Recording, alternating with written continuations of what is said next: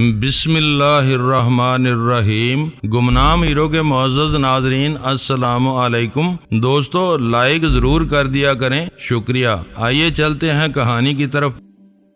مجھے یہ سن کر خوشی ہوئی کہ آخر کار نک مارا گیا، ویرا بولی۔ دشمن کی موت پر خوش ہونا کم ظرفی کے زمرے میں آتا ہے۔ سلطان شاہ نے اسے جواب دینا ضروری سمجھا۔ بات سمجھ میں آئی کہ وہاں کیا ہوا ہوگا۔ میں نے ویرا سے پوچھا، میں اتنی روشن ضمیر نہیں ہوں کہ یہاں بیٹھ کر وہاں کے بارے میں صحیح اندازے لگا لوں۔ اس نے بے پرواہی سے جواب دیا۔ وہ نک کی ہلاکت کی خبر سن کر واقعی بہت زیادہ مسرور نظر آ رہی تھی۔ میرا اندازہ ہے کہ قاتل فلیٹ میں داخل ہوا تو وہاں ٹام اور نک دونوں موجود تھے۔ سلطان شاہ نے آج خود کہنا شروع کر دیا۔ قاتل تیاری سے گیا تھا اور شاید اس نے ان میں سے نک کو پہچان لیا تھا۔ ویری گڈ، میں نے اس کی حوصلہ افزائی کی۔ قاتل نے اپنے بے آواز ہتھیار سے نک کا کام تمام کیا اور پھر ٹام پر گولی چلا دی۔ اس اثناء میں ٹام کو اپنا پستول وغیرہ نکالنے کا موقع مل گیا تھا۔ اس نے فائر کر کے قاتل کو زخمی کر دیا۔ اس کے فائر کی آواز دور تک سنی گئی تھی۔ میرا بھی یہی اندازہ ہے۔ نک کی لاش کے ساتھ وہ زخمیوں کی موجودگی یہی کہانی سنا رہی ہے، لیکن یہ بہت برا ہوا کہ شیر دل کا آدمی زخمی ہو گیا۔ زخمی ضرور ہوا لیکن اس نے اپنا کام پورا کر دیا۔ ویرا بولی، یہ خبر ملے گی تو کچھ دیر کے لیے سوبراج بھی خوش ہو جائے گا۔ میرے لیے یہ خوشی کے ساتھ تشویش کی بات ہے۔ میں نے فکر مندانہ لہجے میں کہا، وہ زخمی ہو گیا ہے تو اسپتال میں ہی حراست میں لے لیا جائے گا۔ غزالہ میرے الفاظ پر چونک پڑی اور بولی، وہ کتنا ہی مضبوط ہو، پولیس کا تشدد زیادہ دیر تک برداشت نہیں کر سکے گا۔ وہ جائے واردات سے رنگے ہاتھوں پکڑا گیا ہے۔ اسے ادھیڑ کر رکھ دیا جائے گا اور وہ اگل دے گا کہ اسے شیر دل نے وہاں بھیجا تھا۔ یہ معاملہ ٹام اور نک کا ہے۔ اب تک پورے شہر کی پولیس حرکت میں آ چکی ہوگی۔ شیر دل بھی زیادہ مضبوط آدمی نہیں ہے۔ اس کے ذریعے یہ بات پھیل جائے گی کہ سوبراج کے علاوہ کچھ اور لوگ بھی نک کی موت کے خواہاں تھے، جنہوں نے بلٹ پروف کار والے معاملے کے بعد بازو توڑ کر شیر دل کو اغوا کر لیا تھا۔ میں نے سوچتے ہوئے کہا، نک کی موت کے بعد اس بات کا پھیلنا خطرناک ثابت ہوگا۔ پوری بات سمجھ لینے کے بعد ویرا بھی فکر مند ہو گئی۔ ایک نامعلوم پارٹی کا نام ریکارڈ پر آ جائے گا اور امریکی اس فریق کا سراغ لگانے کے لیے اپنے سر دھڑ کی بازی لگا دیں گے۔ وہ سوبراج کے نام سے زیادہ اس مسئلے کو اچھالیں گے۔ غزالہ بولی، اس طرف میرا دھیان نہیں تھا۔ میں سمجھ رہا تھا کہ میں رابن ہائٹ سے ایک بہت بڑی خوشخبری لے کر گھر پہنچوں گا۔ سلطان شاہ نے اعتراف کیا، قاتل پولیس کی تحویل میں زیر علاج ہے مگر شیر دل کا نام ابھی پردے میں ہے۔ میں نے ان کے چہروں پر نظریں دوڑاتے ہوئے کہا، اس مسئلے کا ایک ہی حل ہے کہ پولیس کے وہاں تک پہنچنے سے پہلے شیر دل کو اڑا دیا جائے۔ وہ قاتل اور مجرم ہے، اسے بے خوف ہو کر مارا جا سکتا ہے۔ ویرا نے میری تائید کی۔ جلال صبح والے اجلاس کے بعد سے غائب تھا۔ میں نے اول خان کو اعتماد میں لینے کی نیت سے فون اٹھایا تو وہ اپنے دفتر میں تھا اور نہ گھر میں موجود تھا۔ اس کا موبائل فون اپنی نکارہ بیٹری سمیت سلطان شاہ کی تحویل میں تھا۔ کوشش کی جاتی تو اسٹیشن 4 کے ریڈیو روم والے اپنے وائرلیس سسٹم پر اول خان کو کہیں نہ کہیں تلاش کر کے میرے پیغام سے آگاہ کر سکتے تھے، مگر میں وقت کے اس ضیاع کے لیے آمادہ نہیں تھا۔ اس وقت ساری اہمیت ٹائمنگ کی تھی۔ ہم سے پہلے پولیس شیر دل تک پہنچ جاتی تو آنے والے مصائب کو کسی طرح نہیں روکا جا سکتا تھا۔ تم میرے ساتھ چلو گے؟ میں نے سلطان شاہ سے کہا۔ تو کیا تم شیر دل کے ٹھکانے کی طرف جا رہے ہو؟ ویرا نے بے اعتباری سے پوچھا۔ ارادہ یہی ہے، سلطان شاہ گاڑی میں رہ کر میرا انتظار کرے گا۔ میں نے خفیف سی مسکراہٹ کے ساتھ جواب دیا۔ تمہارا جانا مناسب نہیں ہے، وہ کہاں رہتا ہے؟ میرا ارادہ سن کر وہ مضطرب ہو گئی۔ وہ دھوبی گھاٹ کے علاقے میں ملے گا، اس کا اڈا وہیں ہے۔ اس کے لیے میرے یا اول خان کے سوا کسی اور کا جانا ممکن نہیں ہے۔ وہ ہم دونوں کو پہچانتا ہے۔ اعتماد میں مار کھا جائے گا، کوئی اور ادھر گیا تو مشکل میں پھنس جائے گا۔ نام سے اندازہ ہو رہا ہے کہ وہ کوئی گنجان آباد علاقہ ہوگا۔ ایسا نہ ہو کہ آپ وہاں جا کر پھنس جائیں۔ غزالہ بھی یکا یک فکر مند نظر آنے لگی۔ بڑے مسائل کو ٹالنے کے لیے یہ خطرہ مول لینا پڑے گا۔ میں نے اس کے شانے پر تھپکی دے کر کہا، میں وہاں سے نمٹ کر تھوڑی دیر میں واپس آ جاؤں گا۔ ویرا بلا وجہ جنجلانے لگی کہ ایسے نازک وقت پر اول خان کا موبائل فون سلطان شاہ کے پاس کیوں تھا۔ میں نے اسے اس کے حال پر چھوڑ کر اپنے کمرے میں چلا گیا۔ غزالہ کی طرح دھوبی گھاٹ کے نام سے میرا یہ اندازہ تھا کہ وہ تیسرے درجے کی کوئی گنجان آبادی ہوگی۔ وہاں کے لیے معمولی لباس کا استعمال ضروری تھا تاکہ میں بلا وجہ لوگوں کی نگاہوں میں نہ آ سکوں۔ میں چند منٹ میں تیار ہو کر باہر نکلا تو سلطان شاہ بھی پھرتی سے قمیض شلوار تبدیل کر چکا تھا۔ چلتے چلتے میں نے سوچا کہ گاڑی بھی گھر پر چھوڑ دوں اور اس سفر کے لیے کرائے کی ٹیکسی لے لوں، مگر پھر میں نے خود ہی وہ خیال مسترد کر دیا۔ شیر دل کے بارے میں مجھے زیادہ خوش فہمی نہیں تھی۔ وہ بہرحال ایک جرائم پیشہ شخص تھا۔ اس سے ملاقات کے دوران میں اگر کوئی ناخوشگوار صورتحال رونما ہوتی تو گاڑی نہ ہونے کی صورت میں میرا وہاں سے نکلنا محال ہو جاتا۔ میں تمہارے ساتھ نکل آیا ہوں، لیکن ایک بار پھر سوچ لو، ایسا نہ ہو کہ اس کے گڑھ میں جا کر ہم کسی مصیبت میں پھنس جائیں۔ کچھ دور تک خاموشی کے ساتھ ڈرائیونگ کرنے کے بعد سلطان شاہ نے دھیرے سے کہا، اس کا بازو ٹوٹا ہوا ہے، وہ عجلت میں وہاں سے نہیں نکل سکتا۔ جب اسے یہ خبر ملے گی کہ اس کا بھیجا ہوا آدمی زخمی ہو کر اسپتال پہنچ گیا ہے تو وہ بہت زیادہ محتاط ہو جائے گا۔ ہو سکتا ہے کہ وہ غائب ہی ہو جائے اس سے پہلے کہ وہ ہوشیار ہو۔ ہمیں اس کے سر پر پہنچ جانا چاہیے۔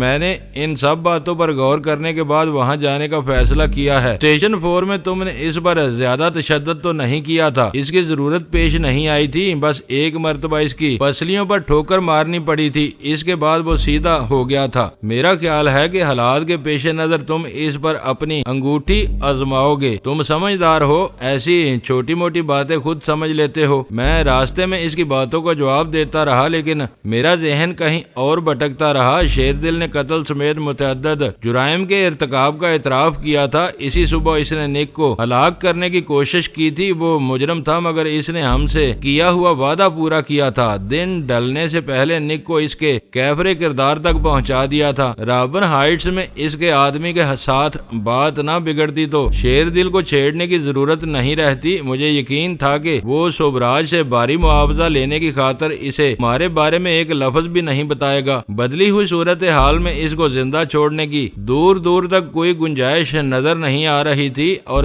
شاید اسی کا نام مکافات عمل تھا۔ اپنے سارے جرائم کے باوجود وہ سزایاب ہونے سے بچا ہوا تھا۔ قانون اسے اپنی گرفت میں لینے میں ناکام رہا تھا۔ شاید اس کے اسی ریکارڈ کی وجہ سے سوبراج نے اس پر بھروسہ کیا ہوا تھا۔ اس نے ہوش مندی سے کام لیتے ہوئے ہم سے مصالحت کر لی تھی، لیکن تقدیر نے آخرکار اسے دھکیل کر اس مقام پر پہنچا دیا تھا جہاں میرے ہاتھوں اس کے سارے جرائم کا حساب ایک ساتھ بے باک ہونا تھا۔ سلطان شاہ کراچی کا کیڑا تھا۔ اس نے اپنے اندازے سے دھوبی گھاٹ کے بارونق بازار سے پہلے گاڑی سڑک کے کنارے لگا کر روک لی۔ اس کی دانست میں شیر دل کا اڈا انہی اعتراف میں ہونا چاہیے تھا۔ میں نے اپنی پیش قدمی کرتے ہوئے ایک جوان سال لڑکے سے شیر دل کے بارے میں پوچھا، اور اس نے ہاتھ اٹھا کر مجھے ایک قریبی گلی کا راستہ بتا دیا۔ اس تنگ اور ٹیڑھی میڑھی گلی میں دوسرے مکان کی دیوار پر مجھے شیر دل کے نام کی تختی نظر آ گئی۔ دروازہ بند تھا اور اندر سے کئی افراد کے ہنسنے بولنے کی آوازیں آ رہی تھیں۔ گلی میں سارے مکان آباد تھے۔ مٹی اور کیچڑ میں ہر عمر کے بچے کھیل رہے تھے۔ اس مکان کی ساخت سے شیر دل کوئی سکہ بند یا بڑا بدماش نہیں معلوم ہو رہا تھا۔ میں نے دروازے پر دستک دی۔ اندر سے آنے والی آوازیں یکا یک تھم گئیں۔ دروازہ کھلا اور کالے کپڑوں میں ملبوس ایک درست رو شخص ٹٹولنے والی نظروں سمیت میرے سامنے آ گیا۔ اس کے کچھ بولنے سے پہلے میں نے آہستہ سے شیر دل کا نام لیا۔ وہ اپنے چوڑے چکلے وجود سے میرا راستہ روک کے دروازے پر جمع ہوا تھا۔ اس نے وہاں سے ہلے بغیر پلٹ کر کہا، دادا کوئی ملنے آیا ہے، اندر بلا لے۔ میں نے شیر دل کی آواز پہچان لی۔ اگلے ہی لمحے میں اندر داخل ہو چکا تھا۔ وہ مکان نہیں، اونچی چھت والا ایک بڑا سا کمرہ تھا جہاں پورے فرش پر قالین بچھا ہوا تھا، جس پر جا بجا کئی تکیے پڑے ہوئے تھے۔ اس حال میں ہر قسم کا سامان تعیش موجود تھا، جس میں ٹیلی ویژن اور ڈیک بھی شامل تھا۔ حال کے اندرونی حصے میں شیر دل ایک شاہانہ مسہری پر لیٹا ہوا تھا۔ ایک بدماش اس کے پیر دبا رہا تھا۔ دو قالین پر بیٹھے ہوئے تھے، چوتھا میرے ساتھ تھا۔ اندر داخل ہونے کے بعد یہ اندازہ نہیں ہو سکتا تھا کہ وہ حال کسی گندی اور بے ترتیب آبادی میں واقع ہے۔ حال میں پھیلی ہوئی تیز روشنی میں میرا چہرہ دیکھتے ہی شیر دل کے بشرے پر بے پناہ حیرت ابھر آئی۔ ارے تم یہاں کیسے؟ اس نے غیر ارادی طور پر بستر سے اٹھنے کی کوشش کی، لیکن بازو کی ٹوٹی ہوئی ہڈی میں ابھرنے والی ٹیس پر برا سا منہ بنا کر رہ گیا۔ میں نے لپک کر اس کے جسم پر اپنا ہاتھ رکھ دیا۔ تم لیٹے رہو، میں تمہارا زیادہ وقت نہیں لوں گا، بس ملنے کے لیے آیا ہوں۔ شراب چلے گی یا باہر سے کچھ اور منگواؤں؟ وہ میرے لیے بچھا جا رہا تھا۔ کچھ نہیں، میں شراب نہیں پیتا، میں نے کہا، لیکن اس نے میری بات کاٹ دی۔ تم پہلی بار آئے ہو، یہ کیسے ہو سکتا ہے کہ کچھ پیے بغیر چلے جاؤ؟ جاؤ تم چاروں ہوٹل میں چلے جاؤ اور لڑکے سے بسکٹ پیسٹری کے ساتھ ٹھنڈی بوتل بھجوا دو۔ انہوں نے کسی شاہی فرمان کی طرح شیر دل کے حکم کی تعمیل کی اور ایک ایک کر کے ہال کے دروازے سے باہر نکلتے چلے گئے۔ میں شیر کے منہ میں ہاتھ ڈال چکا تھا۔ اس وقت میرا ذہن بہت تیزی سے کام کر رہا تھا۔ میں نے اپنی آمد کے راستے پر غور کیا، اس میں سرے سے کوئی ہوٹل نہیں آیا تھا۔ ہوٹل یقینی طور پر گلی میں سے نکلنے کے بعد بارونق بازار میں کہیں واقع تھا، جبکہ سلطان شاہ اپنی گاڑی بازار سے کافی پہلے روک دی تھی۔ تم صرف ملنے کے لیے نہیں آئے؟ تخلیہ ہو جانے کے بعد شیر دل نے نیچی آواز میں کہا، تمہاری آنکھیں بتا رہی ہیں کہ کوئی نہ کوئی بات ضرور ہے۔ میں نے اپنا وعدہ پورا کر دیا ہے، میرا آدمی وہاں گیا ہوا ہے، وہ کسی بھی وقت اچھی خبر لے آئے گا۔ میں نے اپنے بائیں ہاتھ کی انگلی میں پڑی ہوئی انگوٹھی کے ہلاکت خیز زہر اگلنے والے نگینے کو ہتھیلی کی طرف گھمانا شروع کر دیا۔ سبراج کیا کہہ رہا ہے؟ میں نے بلا وجہ سوال کر دیا۔ کچھ نہیں، وہ ہلکی سی ہنسی کے ساتھ بولا، بار بار اس کے فون آ رہے ہیں، ابھی تک میں نے اس سے بات نہیں کی، اچھی خبر آ جائے گی تو بات کروں گا۔ میں نے اندازہ لگایا کہ وہاں سے گئے ہوئے چاروں بدماش اس وقت تک گلی سے نکل کر بازار کی طرف مڑ چکے ہوں گے۔ تم کو کبھی افسوس نہیں ہوا کہ تم کوبرا کے لیے کام کرتے ہو؟ میں نے رسانیت سے پوچھا۔ کھوکھلا نگینہ ہتھیلے کے رخ پر آ چکا تھا۔ نہیں، اس نے بلا تردد جواب دیا۔ آج صبح تمہارے قید خانے میں جب موت سامنے نظر آ رہی تھی تو میں تھوڑی دیر کے لیے بہک گیا تھا، مگر پھر راہ پر آ گیا۔ میں جو کچھ کر رہا ہوں اس کے سوا اور کچھ نہیں کر سکتا، مگر میرے بچے یہ سب نہیں کریں گے۔ ان کے لیے میں نے ڈیفینس میں بنگلہ لیا ہوا ہے۔ وہ سمجھتے ہیں کہ میں عزت کا کوئی کاروبار کرتا ہوں، جس کے لیے کبھی کبھی مجھے 2-4 دنوں کے لیے شہر سے باہر جانا پڑتا ہے۔ مجھے ایک آدمی کو مروانا ہے۔ اس نے دھیرے سے ہنس کر میری بات اڑا دی۔ میں نے تمہارے آتے ہی تمہاری آنکھوں میں پڑھ لیا تھا کہ تم کسی خاص کام سے آئے ہو۔ کتنے پیسے لوگے؟ اس کے خاموش ہونے پر میں نے پوچھا۔ میں اس کام کی 1.5 پیٹی لیتا ہوں، مگر تم سے 1 لوں گا۔ اس نے پورے خلوص سے کہا، کام ستھرا ہوگا، تمہارا دل خوش ہو جائے گا۔ دادا تم واقعی عظیم انسان ہو۔ میں نے اپنے والہانہ پن کے اظہار کے لیے اپنا بایاں ہاتھ اس کے شانے کی طرف اٹھایا ہی تھا کہ مجھے ہال کے دروازے پر کھٹکا سا محسوس ہوا۔ میرے بدن کو ایک بے ساختہ جھٹکا لگا اور میرا اٹھتا ہوا ہاتھ نیچے گر گیا۔ میں نے گردن گھما کر دیکھا تو دروازہ خالی پڑا ہوا تھا، وہاں کوئی نہیں تھا۔ میرے تعریفی الفاظ پر اس کے ہونٹوں پر ابھرنے والی آسودہ مسکراہٹ اسی طرح جمی ہوئی تھی۔ وہ اپنی تعریف کے سحر میں مبتلا تھا کہ میں نے دروازے کی طرف سے مطمئن ہو کر اپنا ہاتھ اس کے پلاسٹر چڑھے ہوئے شانے سے نیچے ننگی گردن پر رکھ کر ہلکا سا دباؤ ڈالا۔ اسے آخری لمحے تک اندازہ نہیں ہو سکا کہ اس کے ساتھ کیا ہونے والا تھا۔ وہ میرے ہاتھ کے لمس کو میری طرف سے اپنائیت کا اظہار سمجھا، اور جب ننھی سی سوئی سے گزر کر مہلک زہر کے قطرے اس کے جسم میں اترے تو اس کے بدن کو ایک خفیف سا جھٹکا لگا اور روح قفس انتری سے پرواز کر گئی۔ اس کے ہونٹوں پر تیرتی ہوئی مسکراہٹ اسی طرح منجمد ہو گئی تھی، یوں لگ رہا تھا جیسے وہ اپنی سہل ترین موت پر ناز کر رہا ہو۔ 1.5 پیٹی میں دوسروں کی زندگی کا مول چکانے والا لمحہ بھر میں اجل کی سرد اور بے رحم وادیوں میں ڈوب چکا تھا۔ میرا دل چاہا کہ پوری قوت کے ساتھ دوڑ لگا کر گاڑی تک پہنچوں اور سلطان شاہ کے ساتھ وہاں سے دور نکلتا جاؤں، لیکن احتیاط مانے تھی۔ میں نے اس کی بے جان گردن سے اپنا ہاتھ ہٹا کر ہال کی عقبی دیوار میں بنے ہوئے دوسرے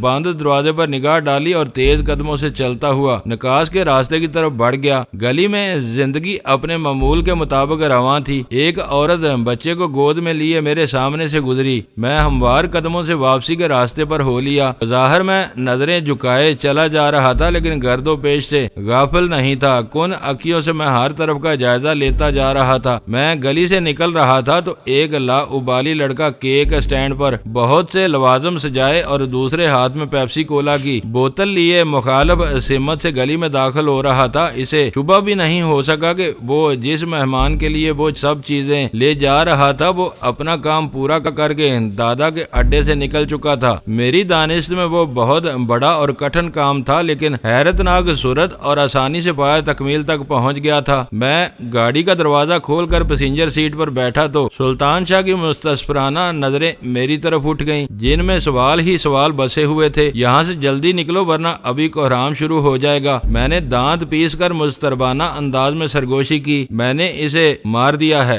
گاڑی کا انجن بیدار ہوا اور ہم تیزی کے ساتھ وہاں سے روانہ ہو گئے۔ گھر پہنچے تو وہاں جلال اور اول خان بھی موجود تھے۔ فضا سوگوار تھی، جیسے وہ سب کسی کی تدفین سے فارغ ہو کر وہاں بیٹھے ہوں۔ دین محمد پھاٹک پر ہی کھڑا ہوا ہمارا انتظار کر رہا تھا۔ گاڑی باہر بند کر کے ہم دونوں اچانک اندر پہنچے تو سب حیرت اور خوشی سے اچھل پڑے۔ تم نے بہت غلط کام کیا ہے، جلال نے مجھ سے بغل گیر ہو کر برہمی سے کہا۔ اس علاقے میں شہر کے کئی چھٹے ہوئے بدماش رہتے ہیں، تم کو وہاں نہیں جانا چاہیے تھا۔ کام بن گیا، اب تنقید کرنے کے بجائے کوئی اور بات کرو۔ میں ہنستے ہوئے صوفے پر اول خان کے برابر میں بیٹھ گیا۔ تمہارا فیصلہ درست تھا، جلال نے بیٹھ کر کہا۔ کفیل کے زخمی اور گرفتار ہونے کے بعد شیر دل کا راستے سے ہٹایا جانا ضروری ہو گیا تھا۔ یہ کام کوئی بھی کر سکتا تھا، اس کے لیے تم کو وہاں جانے کی ضرورت نہیں تھی۔ میں اپنے کاموں میں بری طرح الجھا ہوا تھا۔ یہاں فون کرنے پر جب بتایا گیا کہ تم کسی کو مارنے کے لیے نکلے ہوئے ہو تو میں پریشان ہو کر یہاں آ گیا۔ تمہارے ستارے اچھے تھے کہ تم وہاں سے بچ کر نکل آئے۔ تم صبح سے غائب تھے، اول خان کا بھی کہیں پتہ نہیں تھا۔ میں سمجھ رہا تھا کہ ان معاملات کا نک اور ٹام سے تعلق ہے، اس لیے تمہارا کوئی آدمی آگے نہیں آئے گا۔ اسے لڑ بھیڑ کر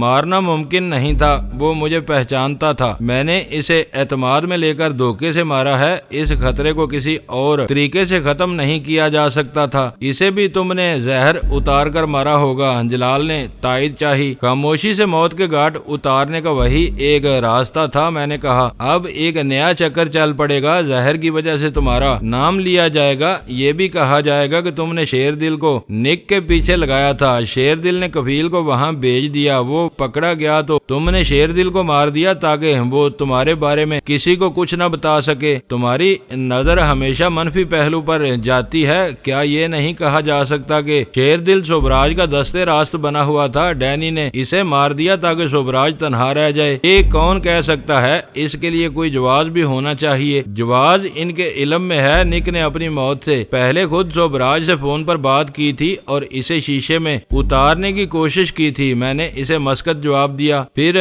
پوچھا، یہ بتاؤ کہ تم اپنے چکروں میں الجھے ہوئے تھے تو تمہیں سارے دن کی کہانیاں کہاں سے مل گئیں؟ میری 2 مرتبہ اول خان سے بات ہوئی تھی، جلال نے کہا۔ میں ان معاملات سے کسی بھی وقت غافل نہیں رہا۔ رابن ہائٹس کے بارے میں تمہارے پاس کیا خبریں ہیں؟ میں نے پوچھا۔ مجھے سنی سنائی باتیں معلوم ہیں، اصل خبریں تمہیں اول خان سے مل سکتی ہیں۔ میں آج دن بھر ادھر نہیں جا سکا۔ آخر ایسی کون سی مصروفیت تھی جو ان واقعات سے زیادہ اہم تھی؟ اس بار ویرا نے تحیر زدہ لہجے میں سوال کیا۔ اب تک میں سمجھ رہی تھی کہ تم رابن ہائٹ سے سیدھے یہاں آئے ہو۔ میں تمہیں کیا بتاؤں؟ وہ بے بسی سے ہنس دیا۔ میں کام کے بارے میں مبالغہ آرائی کا قائل نہیں ہوں، آج کل واقعی بہت مصروف ہو گیا ہوں۔ میرا خیال ہے کہ ہم ایک دوسرے کے رازوں کے امین ہیں، میں نے ویرا کا ساتھ دیتے ہوئے کہا۔ تم نے اپنی مصروفیت کے بارے میں مجھے تجسس میں مبتلا کر دیا ہے۔ میں عبداللہ یاد ہے؟ جلال نے چند ثانیوں تک خاموش رہنے کے بعد اچانک مجھ سے سوال کیا اور میرے چہرے پر اس نام کا کوئی رد عمل نہ دیکھ کر بات جاری رکھتے ہوئے بولا، یہ میرا وہی شہید ہے جو دہلی میں ریڈ بل کے کوڈ سے اپنے دن گزار رہا تھا۔ اپریٹس پر رابطے کے لیے اس کا کوڈ G4 ہوا کرتا تھا۔ اس کی زبان سے ریڈ بل کے الفاظ سنتے ہی میرے ذہن میں سب کچھ تازہ ہو گیا۔ وہ IB کے ان 3 ایجنٹوں میں سے ایک تھا جو دشمن کی سرزمین پر عدم تحفظ کی فضا میں اپنے شب و روز گزار کر اپنے مادر وطن کی خدمت کر رہے تھے۔ ہمارے بھارت کے سفر میں ان تینوں نے ہماری بہت مدد کی تھی۔ بعد میں عبداللہ پکڑا گیا اور ونود نامی ایک بھارتی افسر کے ہاتھوں بے رحمی سے مارا گیا۔ جلال اس کی شہادت کی خبر سن کر بہت افسردہ ہوا تھا۔ وہ اپنے فرض شناس ماتحتوں کو اپنی جان سے زیادہ عزیز رکھتا تھا۔ اب مجھے سب کچھ یاد آ گیا۔ میں نے جواب دیا، تم نے ونود سے یہاں بدلہ لے لیا تھا، ہمارے ایسے ہی کچھ اور آدمی بھارت میں قید ہیں، ان میں بے گناہ شہری بھی شامل ہیں، ان کی کل تعداد 7 ہے۔ آج کل گوپال راج نامی بلیک کیٹ کو مذاکرات کے ذریعے چھڑا کر لے جانے کے لیے ایک بھارتی وفد یہاں آیا ہوا ہے۔ 2 روز سے میں ان کے ساتھ سر کھپا رہا ہوں۔ تم بہت پہلے ان کی آمد کی توقع کر رہے تھے۔ اول خان بولا، ہم بلیک کیٹ کے بدلے اپنے 7 آدمی واپس لینا چاہتے ہیں، وہ 3 پر اڑے ہوئے ہیں۔ میں آج بھی وہاں الجھا ہوا تھا۔ ہم سب تمہاری کامیابی کے لیے دعا گو رہیں گے۔ میں نے خلوص دل سے کہا، مجھے معلوم ہے کہ یہ معاملہ تمہارے لیے بہت حساس اور جذباتی ہے۔ ہمارا کوئی آدمی زیادہ دنوں تک ان کی قید میں رہ جائے تو وہ اپنی درندگی سے اسے چلتی پھرتی لاش میں تبدیل کر دیتے ہیں۔ میں اپنے قیدیوں کو اس دردناک انجام سے بچانا چاہتا ہوں۔ ان پر ایک ایک دن بھاری گزر رہا ہوگا۔ سب کے چہروں پر اداسی تیر گئی اور فضا پر سوگوار خاموشی چھا گئی۔ میں اسی لیے خاموش تھا۔ جلال نے وہ رنگ دیکھ کر کہا، یہ سب زندگی کے جھمیلے ہیں جو ساتھ ساتھ چلتے رہتے ہیں، تم اپنی باتیں کرو۔ وہاں کیا ہوا تھا؟ اس بار میں نے اول خان سے سوال کیا۔ کفیل ٹیلی فون کمپنی کا نمائندہ بن کر وہاں پہنچا تھا۔ وہاں بہت سے فون دیر سے بے جان پڑے ہوئے تھے۔ اول خان بتانے لگا، ان میں ٹام اور نک کا فون بھی شامل تھا۔ رابن ہائٹس میں ان دونوں کو VIP کا درجہ حاصل ہے۔ سیکیورٹی گارڈ کفیل کو اپنے ساتھ لے کر سب سے پہلے انہی کے فلیٹ پر چلا گیا۔ نک نے دروازہ کھولا۔ ٹام لابی میں بیٹھا ٹی وی دیکھ رہا تھا۔ کفیل نے اندر جاتے ہی اپنے ریوالور سے 2 بے آواز گولیاں نک کے دل میں اتار دیں۔ ٹام آگے لپکا تو تیسری گولی اس کے پیٹ میں لگی۔ اسی وقت گارڈ نے اپنا پستول نکال کر پیچھے سے کفیل کی کمر پر گولی چلا دی اور یوں آنن فانن میں وہ خونی ڈرامہ ختم ہو گیا۔ گارڈ کے فائر کی آواز نے سب کو ہوشیار کر دیا۔ کفیل کو چوتھی گولی چلانے کی مہلت مل جاتی تو شاید ٹام کا کام بھی تمام ہو جاتا۔ ویرا نے اس تفصیل سے لطف اندوز ہوتے ہوئے کہا، شاید وہ بھی نک کے تابوت کے ساتھ واپس چلا جائے۔ اول خان نے کہا، وہ بہت خوفزدہ ہے، اس پر ہذیانی کیفیت طاری ہے۔ کفیل کا کیا حال ہے؟ وہ کہاں ہے؟ میں نے پوچھا۔ وہ ٹام کے ساتھ آغا خان ہسپتال میں ہے۔ گولی نے اس کی ریڑھ کی ہڈی کو نقصان پہنچایا ہے، اس کا آپریشن ہونے والا ہے۔ ابھی تک اس کا بیان لینے کی نوبت نہیں آئی ہوگی۔ جلال نے پوچھا، تکلیف کی شدت کی وجہ سے اسے خواب آور دعائیں دے دی گئی ہیں، اس کے کمرے پر پولیس کا پہرا لگا دیا گیا ہے، شاید کل اس کے بیان کی نوبت آئے گی۔ اس وقت تک شیر دل کا نام پوشیدہ رہے گا۔ میں نے گہرا سانس لے کر کہا، مجھے خوف تھا کہ پولیس ذرا سی دیر میں اس سے سب کچھ اگلوا لے گی۔ اس خوف کی وجہ سے میں نے بہت تیزی سے دھوبی گارڈ کی طرف دوڑ لگائی تھی۔ اس واقعے سے سارے امریکی برہم اور خوف زدہ بلکہ اصحاب زدہ ہیں۔ جلال نے ہنس کر کہا، آغا خان ہسپتال میں کونسل خانے کے ایک افسر نے ہوم سیکرٹری سے بہت بدتمیزی کی ہے۔ وہ واقعہ صحافیوں کے سامنے پیش آیا تھا۔ ہو سکتا ہے کہ کل اس کی باضابطہ شکایت کر دی جائے اور اسے پاکستان سے نکال دیا جائے۔ اپنے ایک ساتھی کی موت پر اس کی دیوانگی قابل فہم ہے، میں نے کہا۔ اس نے ادھیڑ عمر سیکرٹری کا گریبان پکڑ کر فحش گالیاں بکنی شروع کر دی تھیں۔ اس حرکت کا صدمے کا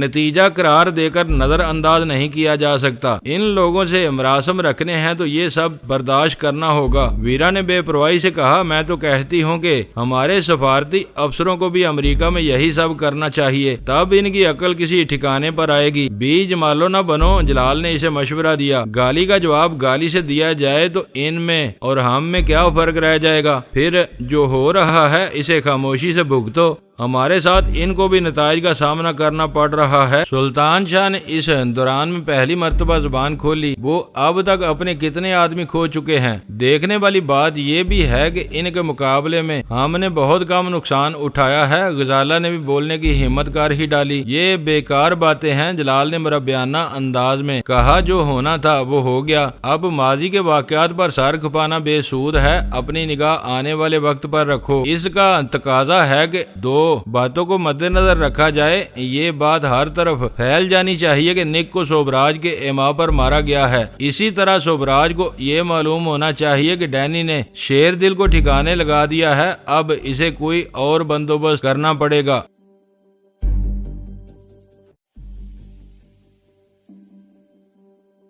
دوستو ویڈیو کو لائک ضرور کر دیا کریں۔ ISI پاک آرمی زندہ باد، پاکستان پائندہ باد۔ معزز ناظرین، اپنا خیال رکھیے گا اور اپنے اس چینل کا بھی شکریہ۔